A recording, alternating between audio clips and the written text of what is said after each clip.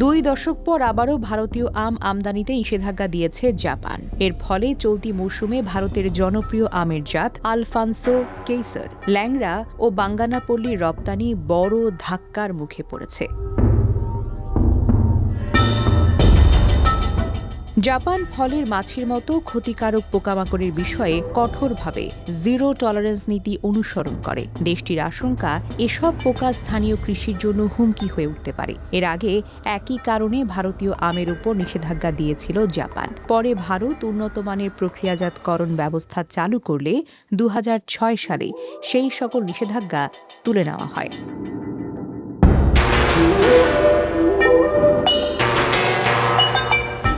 প্রতি বছর আম রপ্তানি মৌসুম শুরুর আগে জাপানি কর্মকর্তারা ভারতের ব্যাপার হিট ট্রিটমেন্ট কেন্দ্রগুলো পরিদর্শন করেন। এই পদ্ধতিতে গরম ও আর্দ্র বাতাস ব্যবহার করে আমের ভেতরের পোকা মাকড় ও লার্ভা ধ্বংস করা হয়। দুই দেশের মধ্যে রপ্তানি চুক্তি অনুযায়ী এই প্রক্রিয়া বাধ্যতামূলক।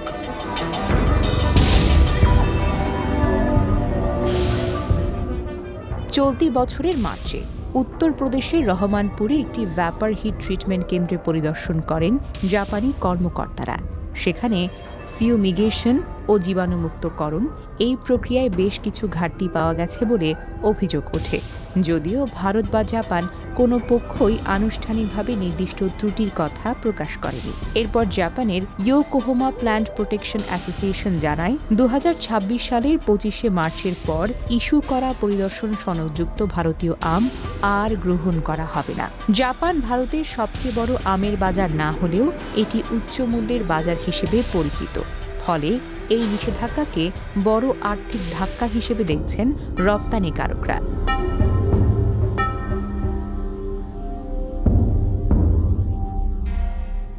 ভারত বছরে প্রায় 2,80,00,000 মেট্রিক টনের মতো আম উৎপাদন করে, যা বিশ্বে সর্বোচ্চ।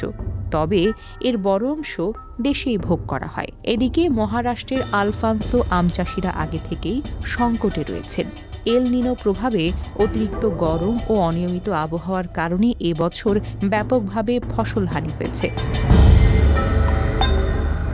সরকারি জরিপে কিছু এলাকায় 85 থেকে 90% পর্যন্ত ক্ষতির কথা বলা হয়েছে। এ অবস্থায় জাপানে নিষেধাজ্ঞা ভারতীয় আম চাষি ও রপ্তানিকারকদের উদ্বেগ আরও যেন বাড়িয়ে দিয়েছে।